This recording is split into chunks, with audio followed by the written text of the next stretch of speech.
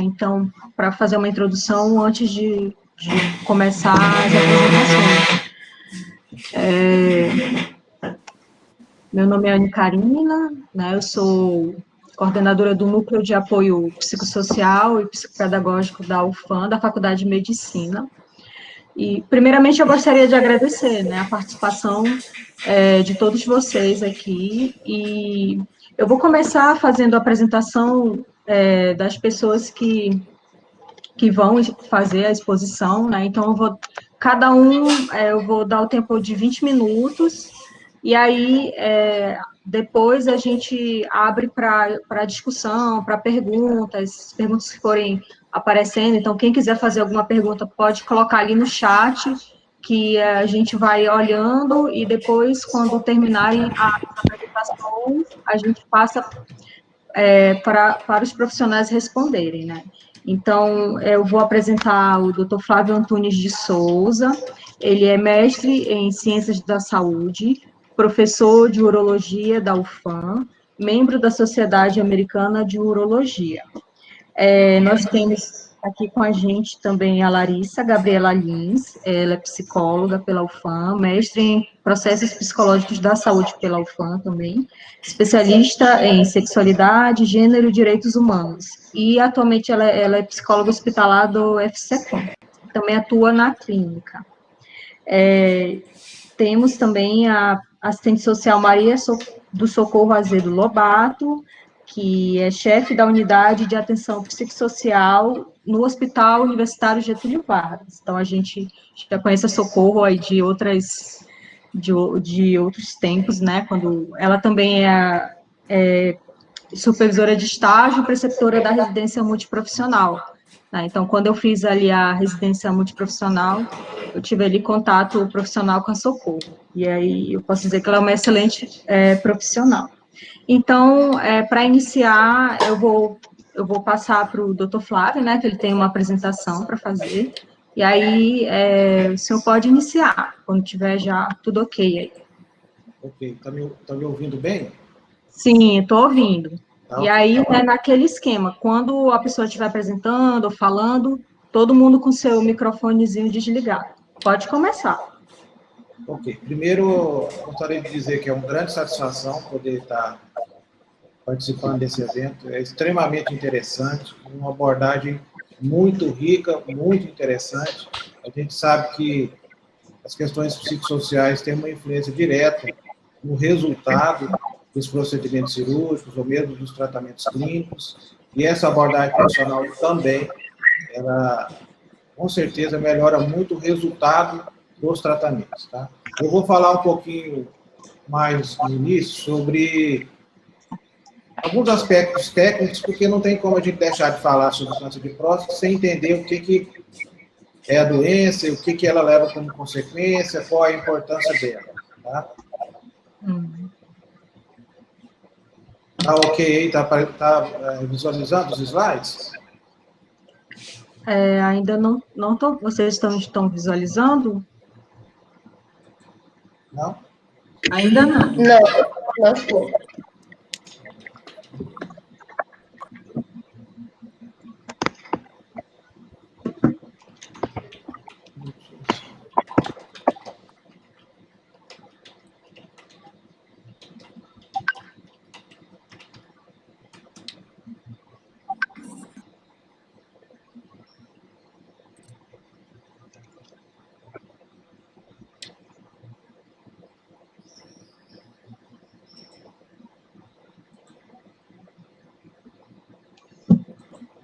Ok agora? Não está aparecendo. Eu não consigo visualizar. Não? Mas aí, mesmo se a gente não conseguir visualizar, Tá, eu vou falar. Aqui, Isso. a princípio deu ok aqui, que já está me visualizando. Vou fazer mais uma tentativa. Se eu não conseguir, eu já vou na sequência. tá ok.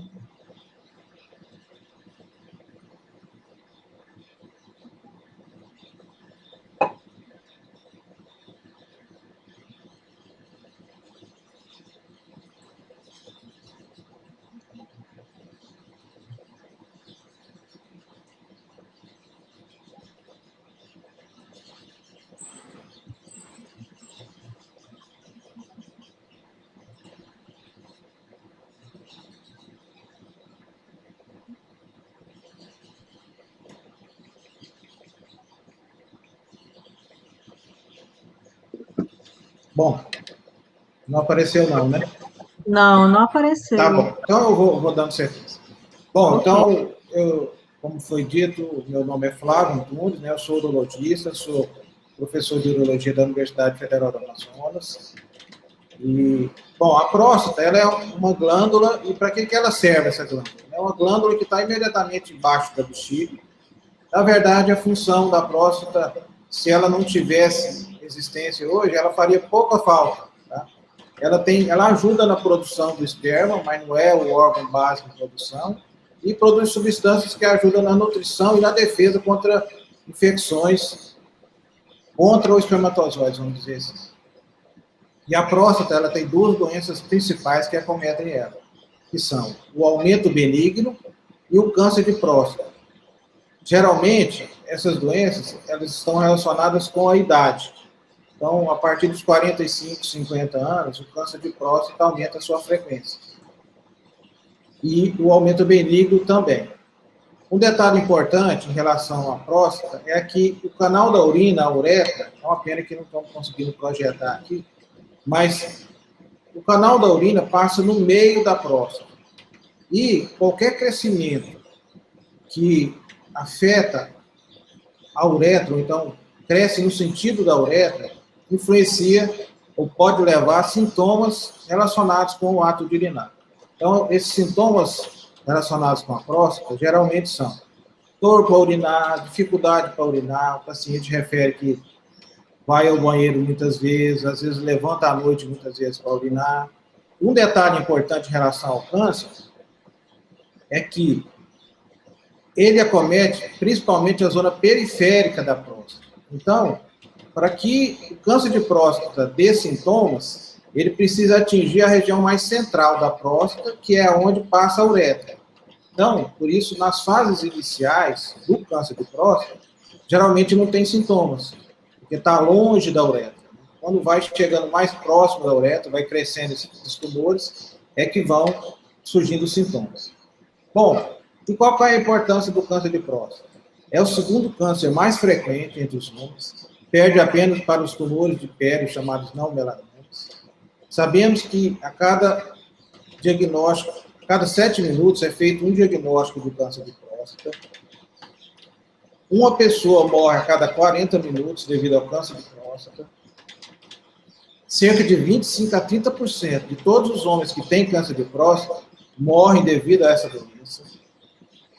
20%, de 20 a 30% de todos os diagnósticos são feitos numa fase mais avançada da doença, porque os homens muitas vezes não procuram na fase inicial, que é a fase que não dá sintoma, né? Daí a importância de se fazer o exame preventivo.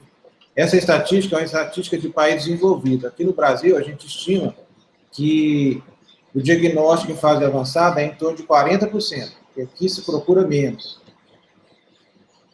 E quando se tem o câncer de próstata, e esse câncer já está dando sintomas, em 95% das vezes, a doença está numa fase mais avançada. Então, é importante e é possível fazer o diagnóstico numa fase mais inicial, numa fase mais precoce, e nessa fase, quando o diagnóstico é feito, a chance de cura é em torno de 90%. Aqui tinha um gráficozinho que a gente está mostrando qual é a frequência dos tumores de próstata dos homens. Estima-se que no ano de 2020, é uma estatística do INCA, né, Instituto Nacional do Câncer, que teremos cerca de 65.800 casos novos de câncer de próstata no Brasil. Tá? No mundo, ainda não tem esse número, esse dado, né? E o câncer de próstata, então, é o segundo mais comum dos cânceres no homem. E quais são os fatores de risco para o desenvolvimento do câncer de próstata? A idade, então, após os 45, 50 anos, aumenta a incidência do câncer de próstata, principalmente após os 50. O histórico familiar, quando um homem tem um parente de primeiro grau que tem câncer de próstata, a chance vai ser 2 vezes maior desse homem ter câncer de próstata. Quando ele tem 2 parentes de primeiro grau, a chance é 6 vezes maior. Os homens negros têm mais chance de câncer de próstata, então é um fator de risco. A obesidade, isso é muito importante, nos últimos anos, aumentaram muito os estudos que verificaram a relação da chamada síndrome metabólica, né? E aí vem obesidade, diabetes, colesterol alto, triglicerídeos alto, sedentarismo. Essas pessoas, elas têm um processo inflamatório crônico que favorece o surgimento de vários tipos de câncer, dentre eles o câncer de próstata.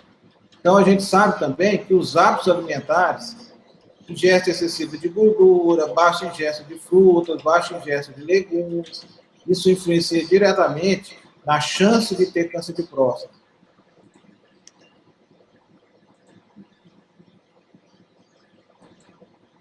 Aqui tem um gráficozinho que mostra o consumo de gordura animal em gramas por dia, e aí mostra o quê? Que nos países desenvolvidos, o índice de câncer de próstata é alto, muito pelo consumo de gordura animal. Então, nos países desenvolvidos, como Suécia, Suíça, Noruega, Bélgica, Holanda, Dinamarca, Alemanha, todos os países europeus, Portugal também tem um índice de câncer de próstata elevado devido ao alto consumo de gordura animal. Bom, e para a gente fazer o diagnóstico do câncer de próstata, é importante, então, a gente fazer uma história clínica, principalmente esses fatores alimentares, história genética, né, história familiar. Lembrar que na história clínica, nas fases iniciais, então, não vai dar sintoma, né? O mais comum é não ter sintomas. A gente deve realizar o exame do toque retal, vamos comentar mais à frente um pouquinho, e o exame do sangue, que é o PSA. Então, esses são os exames iniciais para fazer o diagnóstico do câncer de próstata. Quando é feito o diagnóstico, a gente tem os outros exames que são utilizados para fazer o que a gente chama de estadiamento. O estadiamento é para definir a localização do tumor, que vai ter depois importância lá no tratamento, o que fazer, né?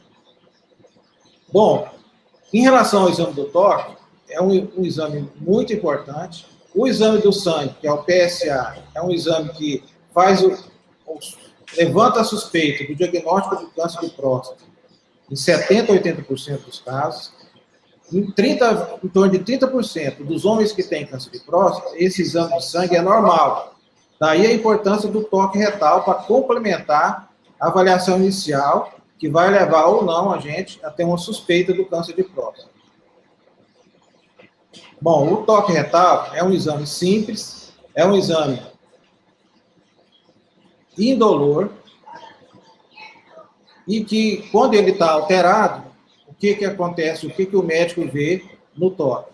A próstata fica endurecida, com nódulos, e a partir daí tem-se a suspeita, então, do câncer de próstata. Quando o PSA está elevado, também é uma suspeita. Nesse caso, quando tem essas duas situações que levantam a suspeita, mais modernamente, a gente faz uma ressonância magnética da próstata, e quando essa ressonância confirma a suspeita do câncer de próstata, é feita uma biópsia de próstata, que é um exame que retira fragmentos para fazer a análise e confirmar ou não esse diagnóstico do câncer de próstata. E a partir daí, como eu disse anteriormente, a gente faz uma tomografia do tórax, uma ressonância ou tomografia do abdômen, e a partir daí a gente consegue fazer o estadiamento, dizer onde é que está localizado esse tumor. Se ele está só na próstata, se ele ultrapassou o limite da próstata, ou se ele está à distância, que é o que a gente chama de metástase. A partir daí é feito, então, o estadiamento e o tratamento de acordo com cada caso. Aí nós temos uma série de tratamentos possíveis de acordo com o estadiamento. Hoje nós vamos desde o que a gente chama de vigilância ativa, que eventualmente pode ser feito, que é só o acompanhamento, então quando é um tumor muito de baixo crescimento, de baixo potencial de malignidade, a gente pode até acompanhar, sem fazer tratamento nenhum. O tratamento de eleição, principalmente nos casos mais iniciais, é a cirurgia, mas a radioterapia também é uma opção, e quando o câncer é mais avançado, a gente faz o que a gente chama de bloqueio hormonal. pode ser feita através de uma cirurgia de raspagem do testículo é que produz 90% da testosterona do homem, né? E essa testosterona é que estimula o crescimento do tumor. E pode ser feito também esse bloqueio hormonal através de medicamentos. Em casos mais específicos, pode ser utilizada também a quimioterapia. Bom, então, em relação a que idade se deve fazer os exames para a prevenção do câncer de próstata, atualmente a recomendação é a partir dos 50 anos, e quando se tem um fator de risco, que é o quê? Histórico familiar de câncer de próstata, os negros e os obesos, esse exame preventivo deve ser feito a partir dos 45 anos. Bom, alguns aspectos interessantes em relação a mais, propriamente, os aspectos psicossociais do câncer de próstata, né? Estatística do Ministério da Saúde desse ano diz que 31% dos homens não fazem exames preventivos. Então, em torno de 70% fazem exames preventivos. Dos que não fazem, cerca de 55% deles dizem que não é preciso, que ele não está sentindo nada, que ele não tem nenhum problema. Então, a maioria dos homens que não fazem exames preventivos, ele diz que não precisa, porque ele não tem nenhum problema. Tem uma estatística da Sociedade Brasileira de Urologia, da semana passada, na primeira semana de novembro, em relação à pandemia, que diz que desses homens que costumam fazer os exames de forma preventiva, somente 34% deles, este ano, fizeram os exames por câncer de próstata. Então, um aspecto muito relevante. Os homens, esse ano, diminuíram muito a procura no urologista. E qual que é a consequência disso provável? A provável consequência disso, nos próximos meses, anos, é que a gente vai fazer o diagnóstico dos cânceres de próstata numa fase mais avançada. Porque a doença está aí, as estatísticas elas permanecem as mesmas, com ou sem pandemia, mas os homens não estão procurando. Isso, então, vai fazer com que o diagnóstico seja feito numa fase mais avançada. Um outro aspecto muito interessante é que o urologista é muito questionado, interrogado mesmo, em relação ao exame do toque retal. Nós, com as campanhas, com essas lives, como é o nosso caso aqui, a gente está conseguindo reduzir bastante esse, entre aspas, tabu que os homens ainda têm, alguns homens ainda têm, mas é um índice ainda relativamente elevado de homens que não querem fazer o exame do toque retal. Aí nós temos fatores culturais, né? As mulheres são muito mais acostumadas, habituadas a fazer os exames preventivos. Elas, no consultório do urologista, é muito interessante, a gente vê que, muitas vezes, as mulheres que levam os maridos, os filhos, até os filhos, irmãos, então é muito comum elas, inclusive, entrarem na consulta, entrarem no consultório e participarem ativamente dessa consulta do homem. Então, o aspecto cultural é muito importante e relevante nesse aspecto. Alguns homens ainda têm algum preconceito na realização do exame do toque. Dizem que isso pode afetar a masculinidade.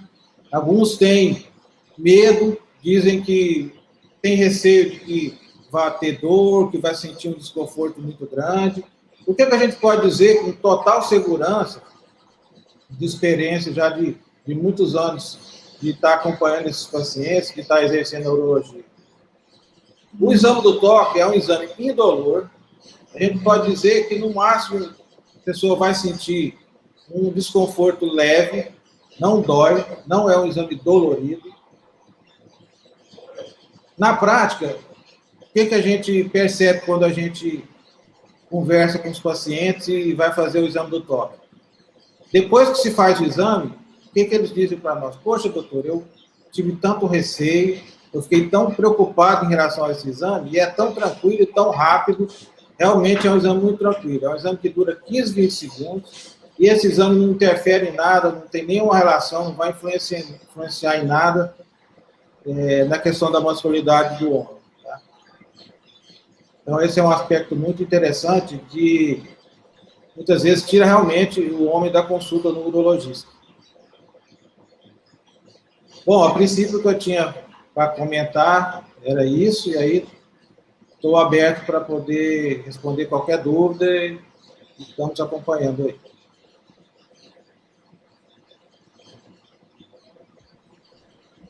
Ok. Obrigada pela apresentação. Agora eu vou passar para a psicóloga Larissa. Pode ser? Tudo tá ok? Pode sim. Ok. Tá certo, então. Primeiramente, eu quero agradecer também o convite. É muito importante, né, ainda mais representando a Fundação SECOM, o quanto as campanhas de prevenção oncológica elas são importantes para o público entender a importância de se encaminhar à atenção básica, para que não precise chegar até a alta complexidade, né? Então, por exemplo, Outubro Rosa, Novembro Azul, traz essa ideia realmente da questão da ida ao médico em relação à prevenção, a você fazer os exames antes que você já encontre um diagnóstico mais complexo, mais avançado. E aí, junto com isso, vem realmente a questão que o Dr. Flávio bem pontuou sobre os tabus em relação a esses exames, principalmente para os homens que são realmente menos acostumados menos habituados a frequentar, né, locais que demandam cuidados. E aí, realmente, a psicologia, ela consegue, depois de muitas pesquisas, a gente consegue entender um pouco o quanto realmente os tabus da sexualidade, dos estereótipos de masculinidade, eles afetam o comportamento do homem de buscar realmente os cuidados em saúde. Antes de eu trabalhar na Fundação SECOM, eu já estava como mestranda na Universidade Federal do Amazonas, e antes mesmo de ser servidora na Fundação SECOM, eu consegui concluir o mestrado em processos psicológicos da saúde, dentro também da Fundação SECOM, pesquisando exatamente essa questão dos homens com câncer de próstata. E aí, isso foi em 2016, e aí o que foi percebido, principalmente nas categorias de pesquisa, eram algumas questões relacionadas a como esses homens estavam lidando com o diagnóstico de câncer de próstata. As categorias de pesquisa que eu encontrei foram relacionadas à autoestima, à motivação e enfrentamento ao tratamento, que dependendo realmente do histórico de vida, dependendo da personalidade de cada homem, isso realmente diferenciava como eles estavam conseguindo lidar com tudo isso. Uma outra categoria de análise importante foi em relação à relação de cuidado e comunicação com a equipe. O quanto estava fluente essa comunicação com a equipe de saúde. Se esse homem tinha realmente um bom fluxo de comunicação com o médico ali de referência, com a equipe da enfermagem, com a equipe, toda a equipe multiprofissional, ele conseguia se sentir mais seguro e menos ansioso para lidar com todo o percurso do tratamento. Então, realmente, a relação de comunicação com a equipe de saúde também fazia diferença nesse contexto. Um outro aspecto foi a comunicação também, mas com a família. Dependendo de como também é a característica da família e quanto essa família dá ou não esse apoio, e o quanto também eles lidam com esse diagnóstico, tem influência para esse homem.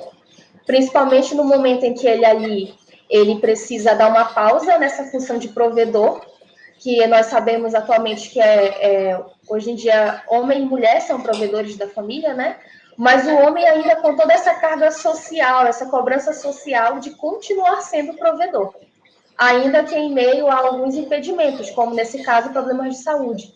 Então, enquanto essa família estava dando apoio e entendendo esse momento complicado, normalmente são senhores, né? Destes senhores, era muito importante também para eles conseguirem enfrentar e continuar com o tratamento. Outro aspecto também foi o autocuidado, o quanto eles tinham de histórico em relação aos exames de prevenção. E realmente apareceu muito isso que o Dr. Flávio explicou, sobre considerar que o exame do PSA era o suficiente ter feito o exame de toque, apareceu muito realmente, achavam que não era necessário, que só o PSA já seria o suficiente, não, estava tudo ok com o PSA, não fazia exame de toque. Realmente o preconceito relacionado à característica do exame de toque, porque leva a uma visão de passividade, só de ir a procurar uma equipe de saúde, muitos homens já entendem como está precisando de ajuda, e isso não é característica masculina, né? Pedir ajuda, ir em busca de cuidados em saúde, como se isso fosse característica de mulher, que realmente faz exame regularmente. E mais ainda quando se trata do exame de toque retal, que aí tem essa característica maior ainda dessa questão de tanto de passividade quanto de vulnerabilidade. E isso realmente trouxe todo um escopo de evitação nesse sentido. Características regionais também apareceram quando se tratava da fitoterapia.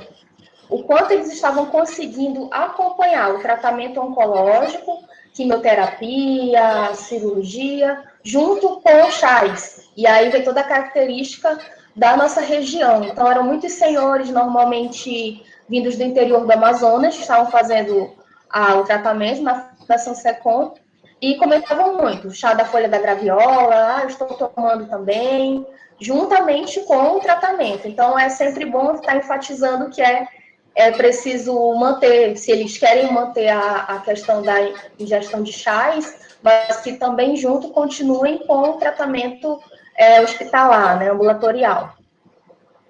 Realmente, muito sofrimento mental em relação às questões de ansiedade ou depressão, muitas vezes até porque são senhores que já estavam diminuindo já a carga de trabalho voltada para alguns, por exemplo, trabalhavam muito com plantio no interior do Amazonas, e aí até pela própria idade começaram a reduzir essa carga de trabalho. E mais ainda a partir do adoecimento oncológico. Então, quanto isso mudou na identidade desse homem, de que é o que estava provendo, é o que trabalha, e junto com a idade e o avançar da idade, juntamente com o diagnóstico oncológico, precisou bruscamente parar de trabalhar, parar de prover esse sustento, em que por muitos anos ele fazia isso, né? Normalmente, as famílias do interior do Amazonas, desde muito cedo, são crianças e adolescentes que já começam a aprender como é o plantio, como é o cultivo de alimentos, trabalhando realmente na roça, e de repente ter que parar tudo isso por conta de um adoecimento. Tudo isso muda até o aspecto da identidade daquela pessoa. Isso teve bastante impacto também, que eu notei na pesquisa. E, por fim, o quanto a espiritualidade e religiosidade influenciavam nesse amparo e nessa sustentação para que eles continuassem também enfrentando o tratamento. Que na Fundação SECOM a gente observa muito o quanto os próprios efeitos colaterais das medicações da quimioterapia, no caso, se precisar de radioterapia, enfim, de outras intervenções e também em outros tipos de câncer, o quanto isso influencia na própria vitalidade dessa pessoa, o quanto muitas vezes as pessoas ficam debilitadas em relação a esses efeitos colaterais. Então, realmente, o amparo da espiritualidade e religiosidade também tinha muita influência para que eles continuassem enfrentando o tratamento. E isso tudo no aspecto já de pacientes que já estavam com diagnóstico, né? Fora isso, o que eu também observo é em relação aos aspectos da prevenção.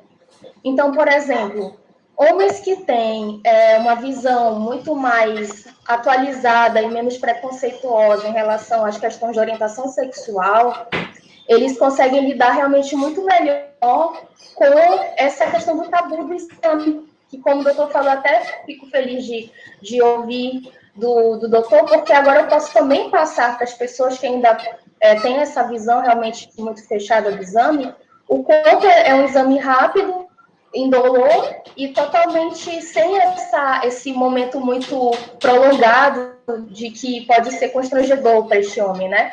Então, conseguir passar essa informação para as pessoas é até importante também, até deixei anotado. Realmente é bem interessante para que eles não coloquem isso como um bicho de sete cabeças, que muitos colocam realmente dessa forma. e evita toda essa questão do agravamento do diagnóstico, questões que poderiam ter sido muito bem evitadas. Então, nas noções de orientação sexual, quando o homem não tem muitos aspectos relacionados ao preconceito, ele consegue lidar muito bem justamente com essas idas aos exames, com a realização desses exames, quando ele tem realmente a visão de masculinidade dentro de um conceito não distorcido, então não vê ali a atitude, entender que ir ao médico, entender que busca fazer exames é uma característica de atitude, e não de que isso será de alguma forma como se ele estivesse sendo fraco, muito pelo contrário. Ele está indo lá justamente porque ele tem a atitude de estar realizando os exames e procurando os cuidados em saúde, né? Então, mudar um pouco essa visão do que é ir ao médico, do que é fazer exame, como se fosse somente características femininas. Da própria cultura também que traz isso. Então, o homem tem essa cobrança social de uma invulnerabilidade. Então, a partir do momento que ele se vê doente, ou até mesmo precisando realizar um exame de prevenção, ele sente que, de alguma forma, ele está sendo fraco e precisando ali de um apoio que ele, normalmente, em toda a vida, nunca precisou pedir ou expressar. Homens têm mais dificuldade em expressar, em falar o que sentem. Então, muitas vezes, isso é difícil também na hora do consultório, por isso que o doutor até comentou que muitas vezes as esposas acompanham, né? Porque eles, como se a esposa, em alguns momentos, fosse até intérprete ali, né? Olha, doutor, o que ele está sentindo é isso, isso e isso. Porque o homem em si, ele não teve muito treino mesmo durante sua vida para expressar o que está sentindo.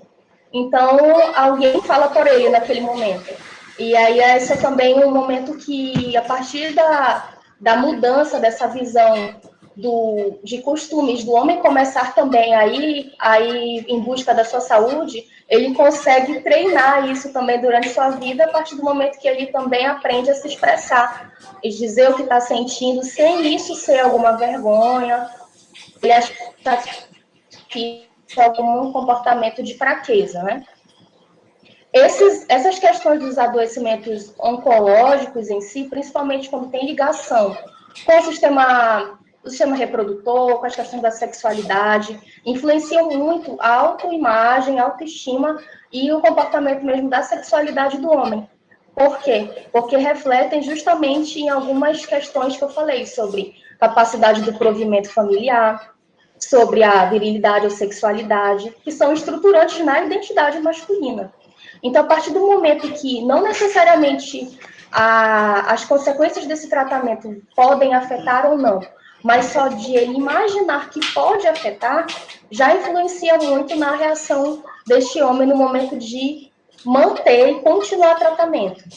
Então, alguns, pelo próprio susto, ao saberem de algum tipo de diagnóstico relacionado a realmente essa área, né, que tem a influência na sexualidade dele, na atividade sexual dele, alguns pensam inicialmente em desistir, justamente porque, de fato, preferem a morte a continuar o tratamento, tendo algumas possíveis consequências relacionadas à sua vida sexual. E aí é importante, nesse momento, principalmente o trabalho da psicologia, também junto com o serviço social, né, esse aspecto do cuidado psicossocial, importante justamente para isso, para reformular que imagem de homem é esse, o que realmente é ser homem, né, que vai além dessa estrutura de uma sexualidade que muitas vezes eles enxergam só vinculada ao órgão genital em si, e que vai além disso, então. Então, realmente, todo o processo que a gente faz de amparo e de cuidar desse homem tem a ver com essas questões que vão além do que eles imaginavam que antes era a sexualidade, que antes eles achavam que era o ato sexual. E até mesmo desmistificar algumas questões sobre possíveis consequências ou não, para que eles realmente entendam e vejam ali um novo ser homem realmente, que vai além especificamente somente da questão da genitalidade, né? E todo esse amparo e tudo isso nós verificamos muito na Fundação SECOM e a necessidade desse cuidado nesse sentido. E atualmente, por conta da pandemia, nós não estamos podendo fazer, então, grupos de apoio, né? Para que não tenham muitas pessoas reunidas por conta de aglomeração. Mas, assim que pudermos, a ideia realmente é fazer grupos de apoio voltados tanto para mulheres que passam por situações também que afetam as questões da sexualidade, né? Alguns tipos de câncer que também afetam essas questões, quanto para homens. Que aí vem a questão do câncer de pênis também, não é só o de próstata, que influenciam muito nessas questões da sexualidade. E, por enquanto, não podendo ainda fazer muita reunião de grupos, realmente nosso trabalho é mais voltado para a intervenção nos leitos, que aí, nesse caso, a gente atende os acompanhantes também, quem está acompanhando este senhor ao leito, nas enfermarias, e também em atendimento ambulatorial, somente individual. Ou então, online. Nós também estamos abrindo agora essa oportunidade de atendimento psicológico online. O paciente acessa de casa também. E ele possa ter ali o atendimento psicológico também dentro de casa, sem precisar se deslocar, sem precisar se expor. Principalmente pacientes que têm essa questão da imunossupressão, né, em relação às defesas, justamente pela questão oncológica. E aí, atualmente, precisa estar mais voltado para o isolamento nesse momento da pandemia. Então, é isso. Também fico disponível para perguntas. E a minha fala realmente se volta tanto para essa experiência profissional quanto do mestrado que eu tive anteriormente.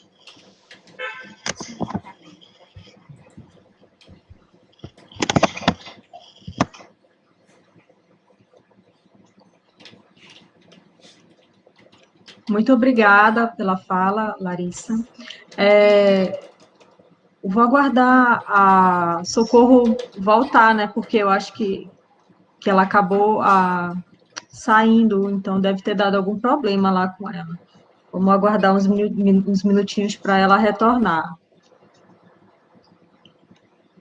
Então, assim, quem tiver perguntas, pode colocar aqui no nosso chat, né, alguma questão, alguma dúvida, e aí, depois que encerrar toda a apresentação, né, agora da Socorro, a gente vai passar para os profissionais responderem, né? Então, se alguém tiver alguma questão, pode colocar aqui no chat que a gente vai depois, né, passar para que sejam respondidas.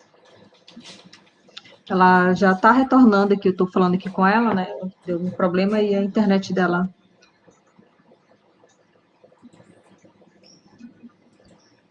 Acho que ela retornou aqui.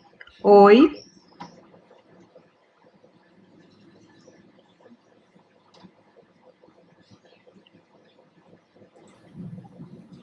Desculpa, foi uma queda, mas já voltei aqui. Ok.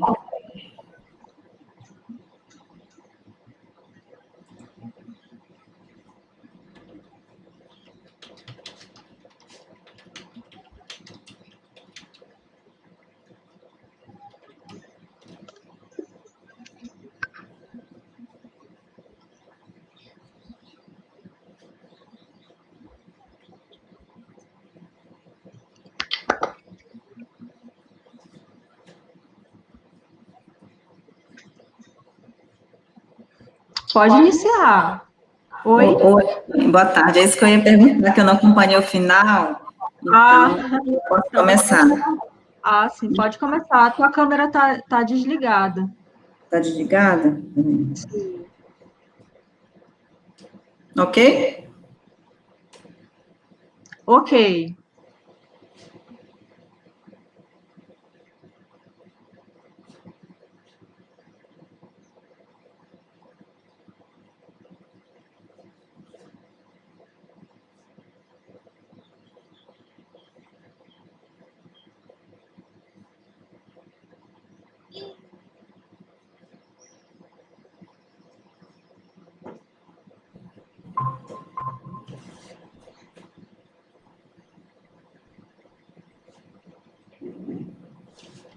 Pode iniciar. Tá, é que ficou caindo aqui. Então, gente, boa tarde. Vamos recomeçar antes que caia novamente, né? Boa tarde a todos. Já funcionou, eu tinha desligado. Agradeço o convite feito pela Anne, né, do Núcleo de Apoio Psicossocial e Psicopedagógico da Faculdade de Medicina, né. Como ela já, ao mesmo tempo, cumprimento o Dr. Flávio, aqui da UFAM, né, já tivemos vários contatos com o Dr. Flávio, excelente palestra do Dr. Flávio, da Larissa, excelente pesquisa, Larissa, você trouxe muitos dados importantes, né? Como já foi apresentado, eu sou assistente social aqui no Hospital Getúlio Vargas, eu já estou há uns 16 anos por aqui, né? Então, eu trago um pouco aqui da minha experiência profissional, como que nós atuamos com esse perfil de paciente. O serviço social está presente aqui no HUGV desde 1966, né? Ele conta com uma equipe de 6 assistentes sociais, né? Que atuam nas unidades de internação, no ambulatório e na sala branca com os pacientes renais. Nosso trabalho é um trabalho essencial, atuamos com a equipe multidisciplinar, né, composta de profissionais como psicólogo, assistente social, médico, enfermeiro, fisioterapeuta, terapeuta ocupacional, educador físico, né, para que nós possamos dar esse atendimento com qualidade aos nossos pacientes, né. E atuamos no atendimento dos pacientes cirúrgicos, pacientes neurocirúrgicos, cirurgia geral, ortopedia, clínica médica, cuidados intensivos, e temos uma atuação, digamos, um pouco mais redobrada com esse perfil de paciente, que são os pacientes da oncologia, de cuidados paliativos, pacientes acamados, pacientes em vulnerabilidade social, né? E aí eu venho aqui colocar a importância desse trabalho em equipe, né, como já foi colocado pelo Dr. Flávio, quando ele coloca a importância do acompanhamento psicossocial no resultado de um tratamento, e realmente isso é uma experiência que a gente tem que é muito valiosa, esse trabalho em conjunto, né? E no atendimento desses pacientes, nós procuramos atender com esse perfil de atendimento em conjunto. O assistente social se insere nesse contexto, né, de atendimento ao usuário, junto com a equipe multidisciplinar, e atua com esse paciente nos aspectos, como já foi colocado pela Larissa, nos aspectos psicossociais e emocionais, visto que só o fato, né, desse paciente estar internado, eu falo dos pacientes internados que eu atuo na área hospitalar, só o fato dele estar hospitalizado, né, já afeta essa parte emocional do paciente e da família, né, que precisa ter toda uma estrutura que tem que vir para dar esse apoio ao paciente, né, e cabe o papel da equipe estar trabalhando o paciente juntamente com a sua família, que a família, ela é corresponsável pelo tratamento, o paciente é corresponsável pelo tratamento, né, ele faz parte desse tratamento. E aí nós observamos nesses pacientes reações de tristeza, de revolta, de depressão, né? O serviço social trabalha muito com apoio familiar, e nós trabalhamos muito mesmo com a psicologia, com a equipe médica, né? Eu faço parte da unidade de atenção psicossocial, a nossa equipe faz parte de psicólogos, assistentes sociais e psiquiatra, e no momento nós estamos sem psiquiatra, né? Mas trabalhamos juntamente com a equipe. E nós trabalhamos também com esse perfil de pacientes e o fortalecimento da relação familiar, até mesmo na questão do compartilhamento dos cuidados, né, que isso é super importante durante a fase hospitalar desse paciente, que muitas vezes a família fica sobrecarregada com uma pessoa, né, no cuidado desse paciente, até mesmo para que essa família, ela receba as informações necessárias para o acompanhamento do paciente, né, para que todos ficam treinados no acompanhamento desse paciente, né, para que esse cuidado, ele seja ampliado com a família, que a família possa fazer parte desse acompanhamento durante a fase hospitalar e principalmente para a continuidade desses cuidados após a alta, no atendimento ambulatorial, né, no atendimento da quimioterapia, da radioterapia, no atendimento no seu domicílio. Então, nós fornecemos esse apoio nesse enfrentamento da doença, né? Também, como assistentes sociais, nós procuramos verificar os direitos sociais estabelecidos para esse paciente, né? Para que ele possa ter acesso a esses benefícios da Previdência Social, auxílio-doença, aposentadoria, outros auxílios disponíveis pela assistência social, né? Para que ele tenha acesso durante essa fase de doença que ele está vivendo, né, como a Larissa colocou, muitas vezes esse paciente é o provedor da família, então,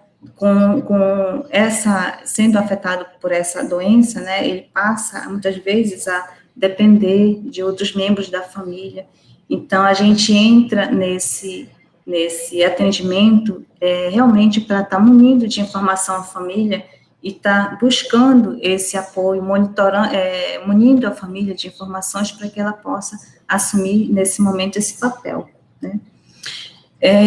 Nós não somos o Hospital Universitário Getúlio Vargas, ele já trabalha há muitos anos com esse perfil de pacientes, né?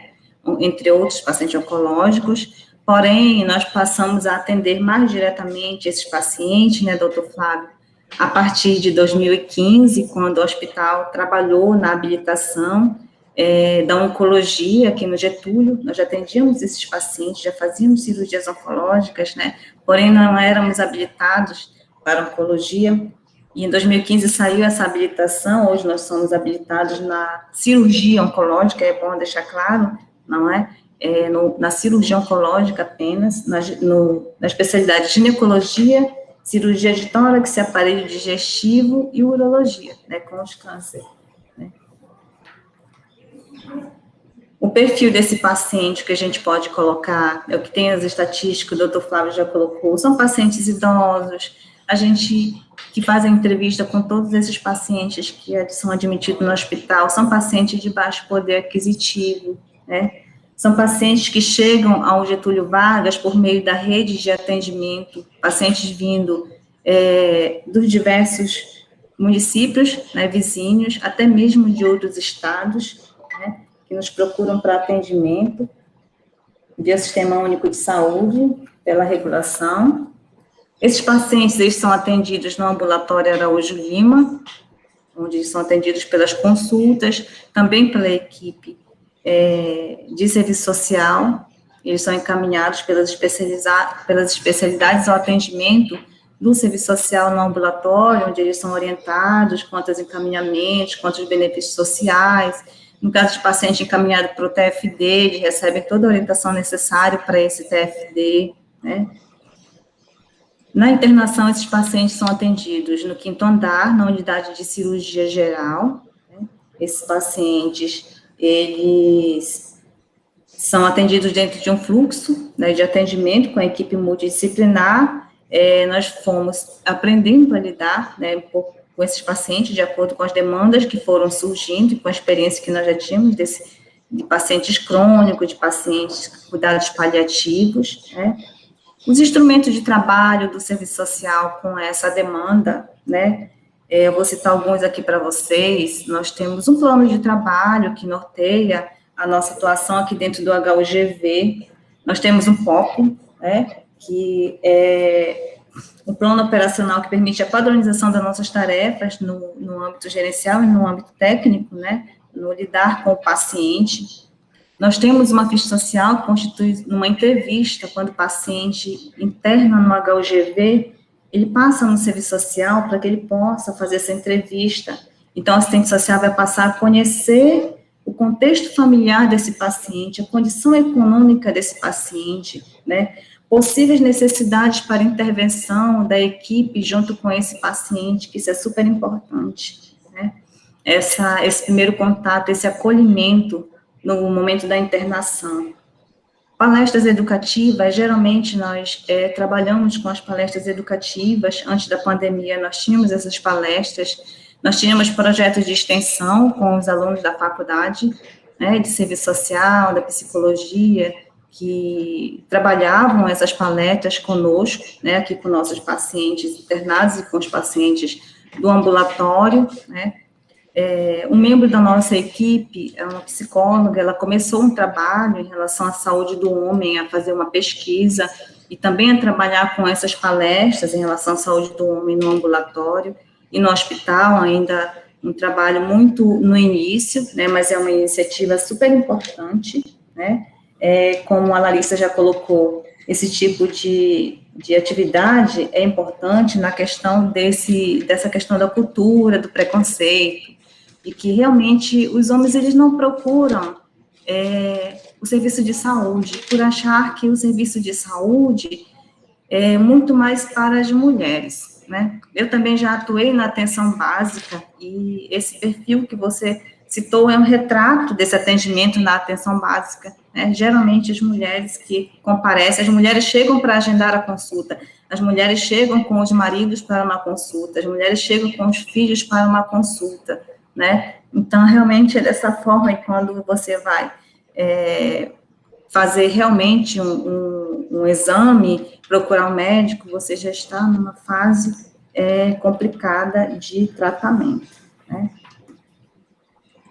Reuniões em equipe multidisciplinar é uma característica nossa aqui do HUGV, né, lidar com esses pacientes em equipe, como eu já coloquei, né? Então, é super importante a equipe de trabalho se reunir para discutir caso a caso, antes de reunir com a família, para que nós possamos desenvolver um plano de atendimento para esse paciente, né, para discutir como cada equipe vai atuar com esse paciente, as problemáticas que envolvem esse paciente, o seu tratamento, né. Então, primeiramente, reúne-se com a equipe, né, para definir esse tratamento, e depois reúne-se com a família, para que possamos alinhar com a família esse cuidado. Sabe-se que muitos pacientes que internam conosco são pacientes vindos do interior, e muitas vezes esses pacientes chegam a entrar em cuidados paliativos, chegam a ficar acamados, né? São pacientes em vulnerabilidade social. Então, nesse momento, da gente estar trabalhando, durante a internação, uma preparação para a alta desse paciente do hospital, né? Por quê? Porque chega no momento que a família diz, eu quero levar ele para o interior, lá para a minha comunidade, eu quero levar o meu paciente lá para a aldeia indígena de onde ele veio, né? E muitas vezes esse paciente, ele necessita ainda da continuidade do tratamento internado ou ambulatorial, ele precisa permanecer na capital ou precisa permanecer no hospital, né? Então, a gente já vai trabalhando esse processo da aceitação do tratamento, o processo da preparação da alta desse paciente, que é um ponto muito importante, né, na saída desse paciente do hospital, é a alta hospitalar.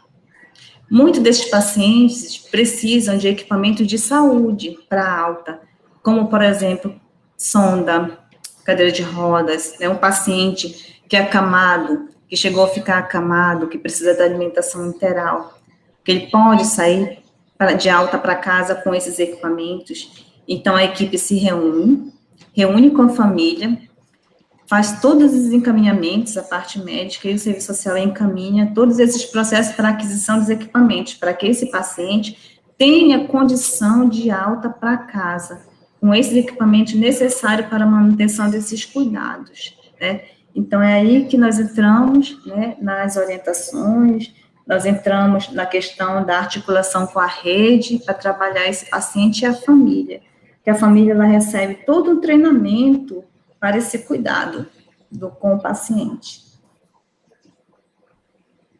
Tem pacientes que chegam conosco, mesmo, eu costumo dizer que mesmo que venham de uma condição que não tenha familiar, que venha de um abrigo, que venha sem apoio, né, digamos, da família, ele venha na rua, o HUGV sempre vai trabalhar esse paciente para que ele saia daqui para algum lugar, ele vai para a residência, ele vai para um abrigo, nós acionamos os órgãos públicos, como Delegacia do Idoso, para que chame a família, o conselho, né, muitas vezes, ano passado, nós já encaminhamos um paciente para a Fundação Dr. Thomas, para abrigo, né. Então, é esse o perfil do nosso paciente, e nós procuramos trabalhar em equipe, né, para que possamos dar condição de cuidado para esse paciente. Mas, eu vejo que ainda é um desafio muito grande esse trabalho em conjunto, esse trabalho multidisciplinar em equipe para se obter um bom resultado de tratamento para os nossos pacientes. E um dos desafios é o trabalho em equipe. Nós temos no HUGV a residência multiprofissional. Ela nos ajudou muito, né? E a gente ainda vê que há necessidade de um alinhamento melhor da equipe em relação aos cuidados do paciente. Esse alinhamento, ele é necessário, ele é super importante, e quem ganha com isso é o paciente e a equipe. Quanto mais precoce a equipe trabalhar em conjunto, esse paciente vai ter uma melhora e uma alta mais breve. Outro desafio é a questão burocrática que eu coloco para vocês em relação ao acesso aos bens e aos serviços de saúde que esses pacientes enfrentam, como, por exemplo, os equipamentos de saúde fornecidos pela Suzam, fornecidos pela Central de Reabilitação, fornecidos pelo Programa Melhor em Casa, que acompanha os pacientes a nível domiciliar, né? São equipamentos importantes, né, para a reabilitação, para a melhoria da continuidade de tratamento a nível domiciliar, que muitas vezes demoram para serem encaminhados, para terem uma resposta, para que esse paciente possa fazer usufruto, para que esse paciente possa ter alta para casa, né? Então, essa burocracia, ela é um desafio ainda que precisa ser melhorado, né? E, além disso, tem a questão do acesso mesmo, acesso a consultas, exames, né? Quanto mais breve, mais rápido, isso seria de grande ganho para os nossos pacientes, né? Então, essa é a experiência que eu coloco do nosso trabalho aqui no HUGV, enquanto equipe, com o perfil do paciente oncológico, e eu espero ter contribuído de alguma forma, e agradeço por estar participando com vocês desse momento.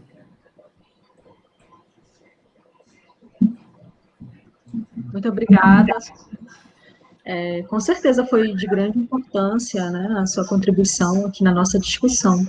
Então, agora a gente vai abrir para questões, então, reforçando que quem quiser fazer alguma questão, coloque aqui no nosso chat, e aí vai passando os participantes. A Josiara Pereira, ela falou o seguinte: boa tarde, parabéns aos profissionais pela exposição de tema de extrema relevância para a saúde pública. E ela fez uma questão, né? Quais estratégias vocês consideram importantes para a prevenção do câncer de próstata, no que se refere aos tabus que envolvem a sexualidade e as masculinidades? Então, cada um vai responder. Primeiro, o doutor Flávio. Eu acho muito interessante essa pergunta. E eu acho que tem duas abordagens principais. Uma é a questão do lidar diretamente com o paciente mesmo, e estar tendo cuidado de orientá-lo bem, de estar explicando para ele isso que eu falei, que é um exame rápido, indolor, que não vai afetar em nada na muscularidade dele. E o outro aspecto que eu defendo é a gente levar mais essa questão do exame preventivo para a atenção básica, né? Como a Larissa falou, eu acho que isso é muito importante. Eu defendo que a gente pudesse estar levando, não o urologista lá para toda unidade de saúde, mas ter pelo menos uma referência em cada zona da cidade, com alguns urologistas, e aonde o médico lá da atenção básica pudesse estar encaminhando esse paciente mais próximo, que isso fosse mais fácil, né? Mais próximo lá da casa do paciente, que tivesse condição de atender melhor a demanda. Isso também, se isso acontecer, o próprio paciente, culturalmente, ele vai vendo todo dia, ele vai se acostumando com isso. Então, eu acho que isso faria muita diferença. E eu defendo essa situação, essa melhoria do atendimento da saúde do homem na atenção básica. Isso eu acho muito importante.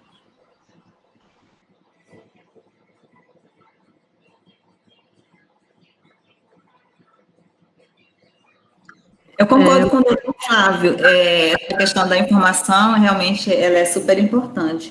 Muitas vezes você tem, como ele colocou, a ideia de que esse exame é um exame muito complicado, um exame demorado, um exame dolorido, né? E da forma como ele colocou aí, muito simples, né?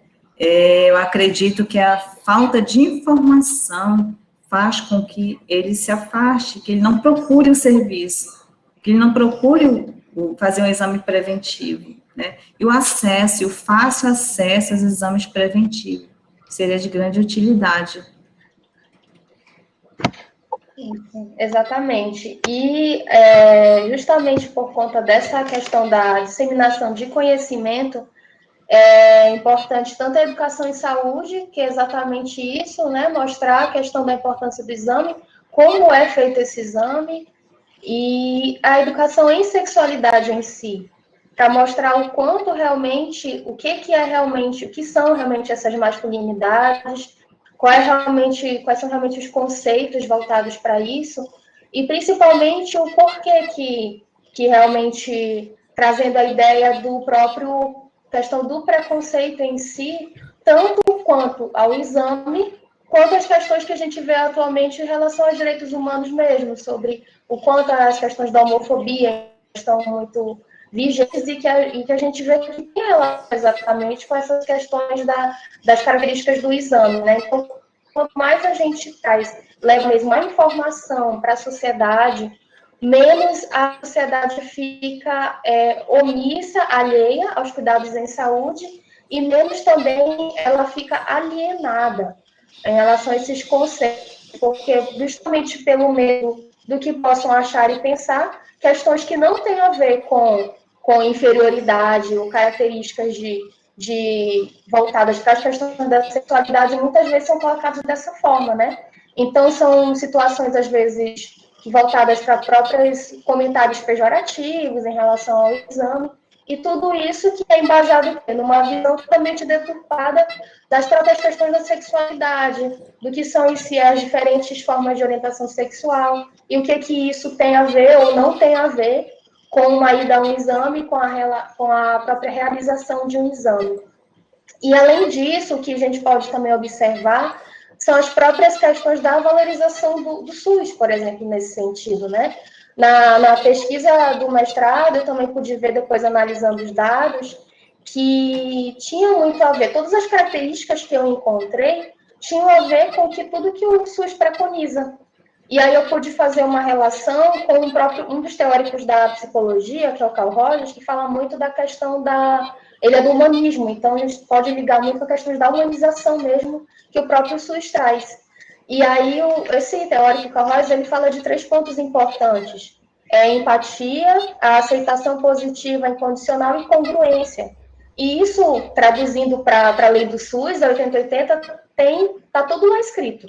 Né? A questão de realmente o quanto esse atendimento humanizado proporciona uma característica muito de acolhimento, muito acolhedora, e que traz até mesmo informação e educação em saúde para a sociedade. E a congruência tem exatamente a ver com isso. A congruência é a pessoa se sentir, traduzindo mesmo, seria ela se sentir bem informada, para que ela não tenha ali aspectos distorcidos e nem se sinta ansiosa também. Porque quanto menos informação tem, mais a característica da mentalidade do ser humano é colocar situações imaginárias no lugar. Né? Quanto menos informação tem, ele vai criar histórias para preencher aquele espaço vazio. E nós tendemos a criar a partir dos nossos conteúdos. Então, que ideia nós vamos ter, então, de um exame de prevenção, se ele não é bem informado sobre isso? Então, vão ter ali, cada um vai ter a sua opinião, seus pontos de realmente imaginários em relação ao que é aquilo ali. Então, quanto mais congruente for, ou seja, mais informado e menos distorcidas forem realmente as informações, fica muito tranquilo para toda a sociedade entender que realmente não precisa de nenhum tabu para realizar a prevenção, né, oncológica no sentido agora do câncer de próstata.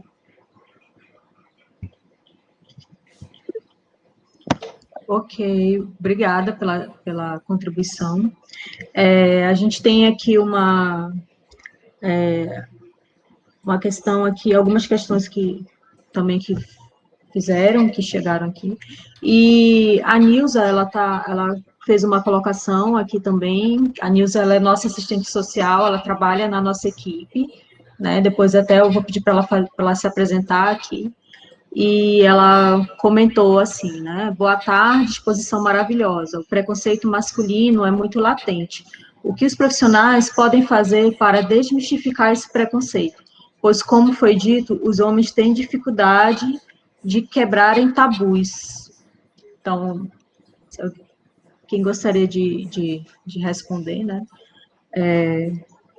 Então, a gente tem aí essa questão desse preconceito, né? A gente houve até relatos mesmo de homens que nunca fizeram o exame e alguns que dizem que nunca vão fazer, né? Eu já ouvi pessoas até da família, assim, falando isso.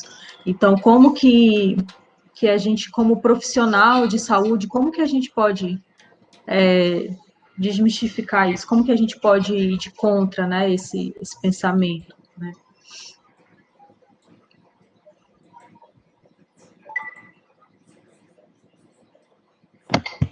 Eu acredito que tem a ver exatamente com o que nós já comentamos sobre justamente essas questões da educação em saúde e sexualidade, justamente porque está enraizado mesmo, né, nos conceitos que nós temos sobre todos os tabus relacionados a tudo. A própria questão de falar sobre sexualidade em si ainda é tabu em muitos locais, em algumas questões relacionadas a alguns grupos familiares. Então, quanto mais se trata isso com uma certa naturalidade para falar sobre a sexualidade em si e mostrar que vai além do próprio aspecto de ato sexual em si, né? A própria constituição da identidade de cada pessoa também representa a sexualidade, o que é para ela, né? Para uma mulher ser mulher, o que é para um homem ser homem, tem tudo a ver realmente com desde o início de toda a questão de como como são esses diálogos familiares. Então, realmente, como a gente já bem expôs aqui, sobre a informação à sociedade de uma maneira mais correta, retirando esses aspectos relacionados a tabus ou a preconceitos.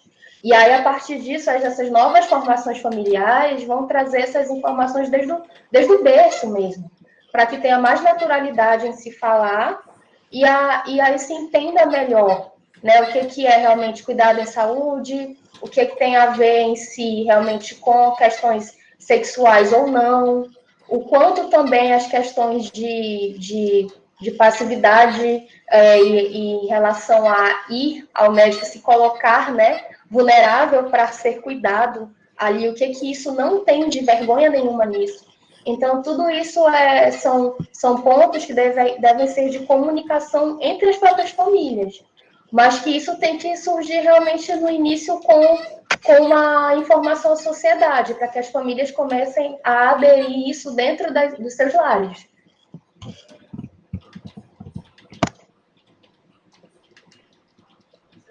Eu acho que essa questão, além do que a Larissa comentou, a gente está sempre orientando, outro aspecto que eu comentei, que é muito importante, que é assim, a gente realmente está popularizando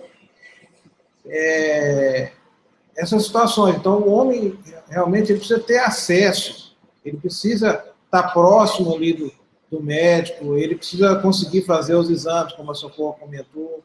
Quando isso melhorar, naturalmente, ele vai absorver aquele aspecto cultural, ele vai ao médico com muito mais facilidade, ele vai, culturalmente, ele vai aprender aquilo. Então, acho que a gente precisa melhorar o acesso, e isso vai fazer muita diferença. Com certeza, os homens vão procurar muito mais, vão estar fazendo seus exames preventivos com muito mais frequência.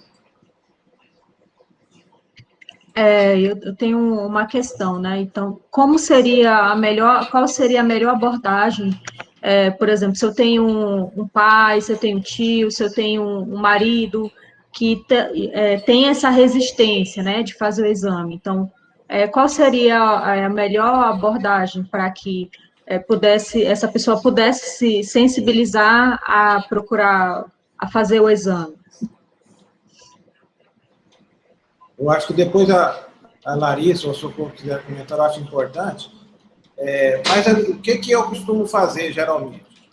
Primeiro, eu oriento o homem que, na verdade, como já foi comentado, quando uma pessoa está doente na família, tem uma doença mais grave, na verdade, a família toda está doente, não é só o paciente. Né? E eu costumo dizer assim, se você quer ter uma vida com a sua esposa, com seus filhos, mais longa, com qualidade, você precisa procurar o médico. Ainda hoje, a gente atende algumas pessoas que realmente têm resistência. Então, há um ano, mais ou menos, eu atendi um senhor que chegou com a esposa no consultório e ele simplesmente não falou nada. Ele ficou sentado e a esposa falou tudo, só ela conversou. E ela disse, o meu marido, ele disse que não vai fazer o exame, mas eu consegui trazer ele aqui e pelo menos a gente faz o ultrassom, faz os exames laboratoriais e tal. E aí eu fui conversando com ele, fiz essa abordagem e ele foi, de repente, abriu um sorriso, começou a conversar. E outro detalhe, principalmente em relação ao exame do toque, que é o que tem mais tabu, né, mais resistência, quando ele chega com resistência, eu já falo, nós não vamos fazer o exame hoje, eu vou fazer os exames, aí se o senhor quiser, no retorno a gente faz, pronto. Aí ele já relaxa um pouco mais, né, e até porque se a gente for fazer o exame e o paciente estiver tenso, ele aí talvez incomode mais, porque aí vai ter uma resistência na hora de fazer o exame, e aí talvez gere um desconforto maior, e aí talvez ele não volte mesmo. E ainda vai ser uma propaganda negativa. Então, se a pessoa está ansiosa, está nervosa, eu pelo menos não faço o exame, o ideal é não fazer, e no outro tempo, se tiver tudo bem, ele estiver tranquilo, a gente faz.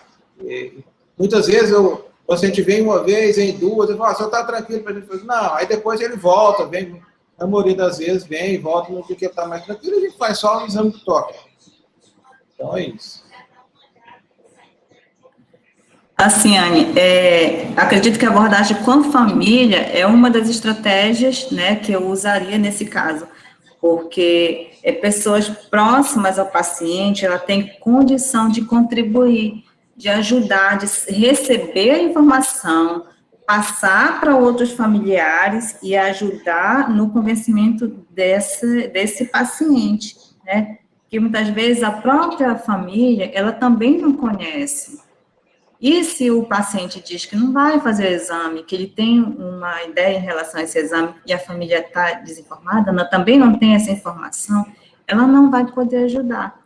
Então, acredito que uma das estratégias seria a abordagem com a família, né, numa linguagem simples, numa linguagem segura, numa linguagem acolhedora, para que ela pudesse ajudar nesse convencimento do paciente, e depois a abordagem com o próprio paciente, que eu acredito que seria uma forma de estar convencendo ele, né, a fazer esses exames. Eu tiro, assim, até mesmo por mim, eu tenho um pai idoso, né, e a gente geralmente funciona dessa forma.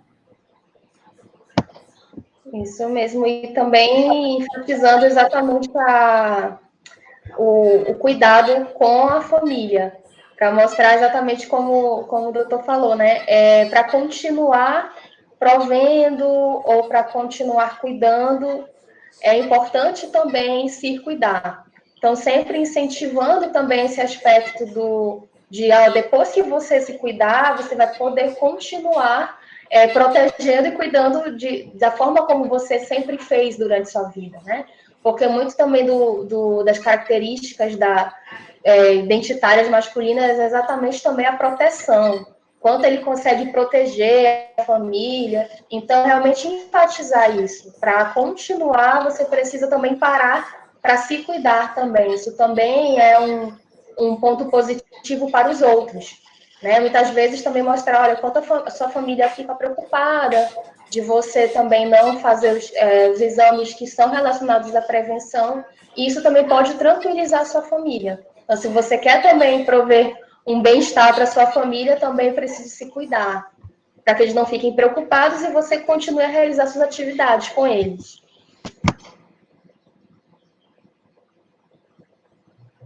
Uma outra questão seria quais são as estratégias para se trabalhar em equipe, né? Quais os desafios? Como que essa equipe multiprofissional atuaria da melhor forma?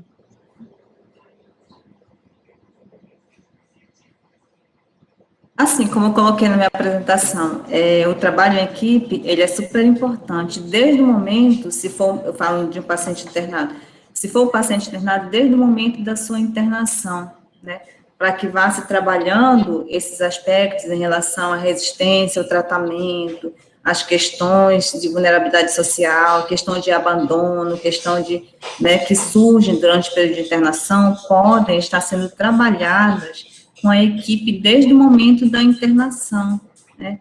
Porque esse paciente, se ele não tiver esse apoio da equipe, esse período de tratamento dele, ele pode até ser protelado, ser prolongado, né? Porque ele não tem esse apoio, né? Muitas vezes ele recebe uma informação do quadro clínico, né? Mas essa informação do quadro clínico, a família não está acompanhando, a família não está a par desse quadro, então, de que forma ela pode estar contribuindo, né? Então, uma das estratégias é muita reunião em equipe mesmo, né? A psicóloga, a assistente social, a fisioterapia, sentam, conversam entre si sobre as estratégias a serem tomadas para o atendimento desse paciente, né? Discute as questões inerentes ao tratamento, e após essa reunião, a gente geralmente chama a família, chama todos os membros, faz uma convocação à família, para que possamos levar, primeiramente, informação, né, em relação ao tratamento do paciente, depois ouvir esses membros da família, quais as dúvidas, quais as informações que eles precisam em relação ao tratamento, né, e depois disso, a questão, no caso de alta, quais as providências que estão sendo tomadas em relação à alta desse paciente, e a ida dele para casa, o preparo da casa para receber esse paciente, né, como que está sendo lidar com esse paciente, não? Então, essa é uma estratégia do trabalho em equipe, né, que a gente costuma estar fazendo dessa forma aqui no HUGV.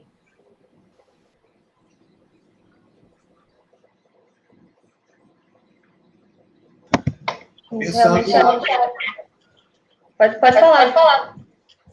Não, pode falar, fala na sequência. Tá.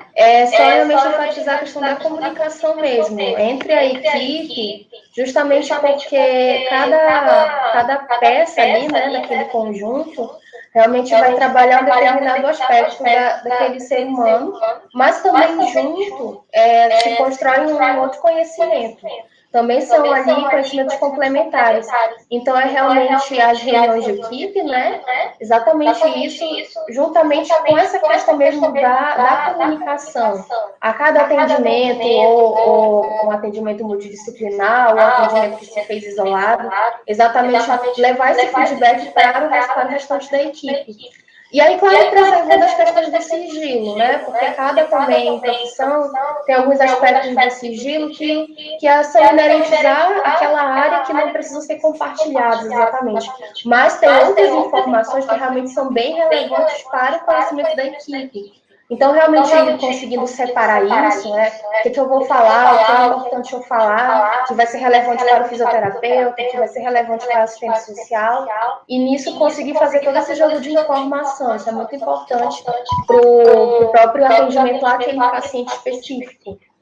E é isso. Um comentário que eu tenho para fazer sobre isso é que a gente já, nos hospitais referências em São Paulo e outros estados, a gente já tem o serviço onde o paciente, principalmente o paciente que necessita de mais cuidados, né, que tem um câncer, que vai fazer uma cirurgia de grande porte, ele já vai um dia, ele passa por fisioterapeuta, nutricionista, psicólogo, assistente social, então assim, já há uma integração, mesmo antes do paciente internar. E depois que ele interna, toda essa equipe, ele já conhece a equipe toda, né, e já sabe do caso dele, então fica tudo muito mais fácil. Em relação ao Getúlio Vargas diretamente, a sugestão que eu tenho é que a residência médica também se integre mais com a residência profissional. Eu não sei como está essa situação hoje, eu não tenho, participo dos residentes, mas basicamente eu vou lá, faço ambulatório e a gente opera, faz uma cirurgia 2 por semana. Mas eu não tenho participado tanto. Mas seria interessante, porque quando o residente já se acostuma com essa relação também, multiprofissional, lá na frente, quando ele se formar, já vai ser um hábito para ele também. Já vai estar muito mais acostumado a lidar com essas situações, vai ser tudo muito mais fácil. E, consequentemente, o beneficiário vai ser sempre o paciente. Perfeito, doutor Flávio. Essa questão do atendimento antes da internação do paciente realmente é um desafio. Acho que nós ainda conseguiremos chegar até lá, né? Mas hoje, a gente, principalmente na clínica médica, nós trabalhamos muito com a residência. Em relação aos pacientes crônicos, pacientes de cuidados paliativos, nós temos uma geriatra, né, aqui, nós trabalhamos muito com a geriatra e com a neurologia, né, onde vem mais casos de pacientes complexos para a gente estar trabalhando. Então, chega a reunião que a gente está com 3, 4 familiares e a sala com umas 15 pessoas, né, 4 residentes de cada área, né, e assim, a gente está com essa prática já quase que natural, que a gente, eles chegam a nos chamar, né, ei, vamos marcar uma reunião familiar com esse paciente, que a gente já vai começar a trabalhar para a aula. Aí a gente já começa a estar trabalhando com esse paciente, como eu coloquei aqui, a residência multiprofissional, ela ajuda muito, né, e a nosso trabalho de programação de alta com os pacientes de perfil, os paliativos, os acamados, né, a gente costuma estar fazendo toda essa dinâmica de reuniões e trabalho em família com os residentes e com os preceptores para estar programando essa alta. Então, a gente já tem trabalhado nesse viés. Que bom, parabéns. Muito bom. Então, para encerrar, eu vou só ler mais um comentário, que é da Gracileide Lopes. Parabéns pelas exposições, foram de grande relevância. Muitas vezes, esse preconceito é falta de informação por parte do profissional e da família. Como fazer para esse tema chegar até o paciente e sua família / acompanhante? Eu acho que também já foi bastante comentado, né, aqui. Então, se alguém quiser comentar, a gente já vai encaminhando para o encerramento. Eu gostaria de agradecer muito a participação de vocês, né, de quem ficou acompanhando, da Socorro, do doutor Flávio, da Larissa. Então, eu vou passar para cada um de vocês, e né, se vocês quiserem fazer aí o fechamento, e, assim, dizer que foi muito importante, né, para a gente. Então, é um tema, né, que eu não, assim, pelo menos a gente, né, não vê com tanta disseminação, com tanta, assim, empenho quanto outras campanhas, né, que a gente tem ao longo do ano. Então, muito obrigada mesmo, né, então, em nome do NAP, né, gostaria de agradecer. Eu não sei se a Nilza quer falar alguma coisa, então, assim, eu gostaria de agradecer, né, em nome do NAP, também da diretoria da Faculdade de Medicina, e que nós estamos, né, aí para qualquer parceria também, né, de repente vocês queiram também o nosso apoio. Então, eu vou passar para... Cada um vai falando para a gente fazer esse fechamento. Obrigada. Eu quero agradecer e parabenizar, viu? Realmente, você tem toda a razão. No mês de novembro, a gente fica um pouco sobrecarregado, muitas palestras, nem que a gente chama de mutirão, né, onde a gente concentra muitos atendimentos, com palestras, participa os acadêmicos, os residentes da cirurgia, da urologia. Mas o ano que vem, eu acho que a gente vamos deixar, se Deus quiser, voltar e passar essa pandemia aí com a vacina, e nós vamos poder estar fazendo muitas ações, e eu já vou contar com a participação de vocês para a gente poder estar integrando esse grupo aí também. Quero dar um abraço no Socorro, realmente a gente está ali no dia a dia no ambulatório ali, enfermaria do Getúlio Vargas, e parabenizar também a Larissa, psicóloga, realmente muito interessante a pesquisa dela, e muito legal também a apresentação dela, então, obrigado e parabéns a todos.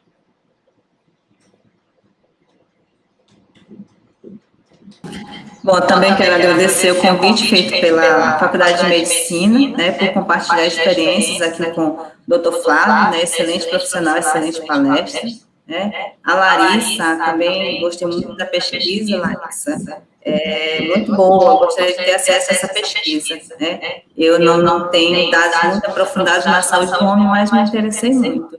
Já participo muito na atuação na prática, né, da questão das campanhas, né, do Novembro Azul. Nós já fomos com o Novembro Azul para Manacapuru, fazer exames com urologia e oftalmologia. Ano passado nós fizemos Novembro Azul, esse ano realmente pela pandemia ficou um pouco restrito, mas é de muito valor essa atividade que está sendo realizada pela Faculdade de Medicina. As lives realmente são informativas, né? São estratégias muito boas que podem ser utilizadas, então o Novembro Azul não ficou parado, né? Tem essas informações que são muito valiosas, e diante das estatísticas, dados, números apresentados pelo Dr. Flávio, né? Eu acredito que nós estamos no caminho certo nessa abordagem, né? O Novembro Azul é um mês assim, bastante importante, é um alerta nessa questão da prevenção para tratamento e diagnóstico precoce do câncer de próstata. Então, só tenho a agradecer pela participação. Obrigada a todos, tenham uma boa tarde. Também agradecer o convite da Faculdade de Medicina. Realmente é muito importante estarmos aqui disseminando conhecimento, justamente porque se trata do aspecto de prevenção, né? Então, realmente, a gente fala muito dessas questões dos meses, mas a ideia é realmente essa, deixar aquele mês ali para falar sobre aquele assunto para que se estenda realmente por todo o ano. É como se fosse um mês dedicado a falar sobre o tema, mas que isso continue sendo realmente colocado em prática durante todo o ano. É um mês para, digamos assim, capacitar mais, teoricamente, né, a sociedade, mas realmente para colocar em prática durante todos os outros meses, tanto relacionado exatamente a câncer, né, principalmente os dois que são mais conhecidos, que é o Outubro Rosa e Novembro Azul. Realmente, a Fundação SECOM trata mais especificamente dos tratamentos, mas também temos nosso setor de prevenção, que atua justamente nesse ponto. Justamente quando não se tem exatamente diagnósticos ali, mas que justamente para que diminua esse fluxo, para justamente melhorar o atendimento aos pacientes que são tratados pela Fundação SECOM. Quanto mais se trabalha também a prevenção, mais desafoga para a instituição e melhor são atendidos esses pacientes. E, além disso, de forma menos agravada também. Então, quanto mais você também trabalha na prevenção, mesmo chegando ainda a casos, né, alguns realmente inevitáveis, mas com um nível de gravidade muito menor, porque se descobre realmente no estágio mais precoce, quando logo que aparece, né, o adoecimento ali, já se descobre logo, justamente quando se fala dessa questão da prevenção. A minha pesquisa foi apresentada, né, na UFAM em 2016, e ela fica online também para download na biblioteca de teses e dissertações da UFAM, é a TED, né, da UFAM, que é online. E pode ser eu acredito que pode ser pelo meu nome, né, Larissa Gabriela Lins Neves, ou então pelo título. O início do título é A Dimensão do Ser Homem na Vivência do Câncer de Próstata. Né? Então, a gente realmente, eu tratei dessa questão de como é ser homem vivenciando o câncer de próstata. Então, acredito que digitando esse início, a dimensão do ser homem, ser com hífen, ser homem, na vivência do câncer de próstata, acredito que deu para encontrar também. Tá? E lá ficam as teses, e aí as dissertações, né, de mestrado, e também lá tem teses de doutorado no TED da UFAM.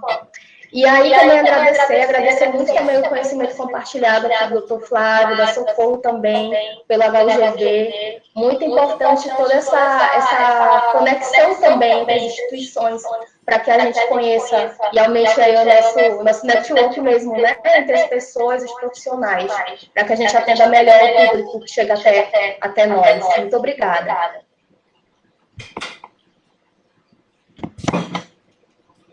Muito obrigada a vocês, né? Então, novamente, gostaria de reforçar aqui o nosso agradecimento.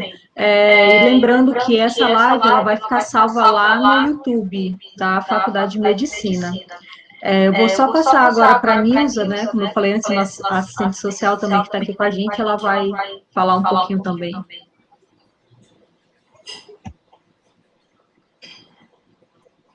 Oi, boa tarde. Poxa, não tem muito mais o que dizer, porque todo mundo está dizendo que é maravilhoso e, de fato, está sendo maravilhoso. Então, eu acredito que deveria ter sido mais vezes, né? Essa interação, esse conhecimento multiprofissional deveria ser passado mais vezes. E é muito bom que eu trabalho no NAP, né, junto com a Ana e com a Ada, e também trabalho numa unidade do SUS, no SPA. Lá também chegam pessoas com câncer. Então, isso daí agrega um valor para mim como profissional. E eu acredito que para os futuros profissionais que estejam assistindo, é maravilhoso. É uma bagagem que a gente vai adquirindo e vai também colocando em prática, diante de tudo que vocês já estão falando. Trabalho em equipe multidisciplinar, o trabalho individual do médico, né, que também é voltado para o discente da medicina, e para nós profissionais como um todo, né, que atendemos esse público, que atendemos os pacientes, e a gente saber como lidar melhor, não só com o paciente, não só com o familiar, mas também entre nós profissionais. Então, isso foi muito bom, muito proveitoso, maravilhosa exposição, e todos estão de parabéns. Muito obrigada. Boa tarde.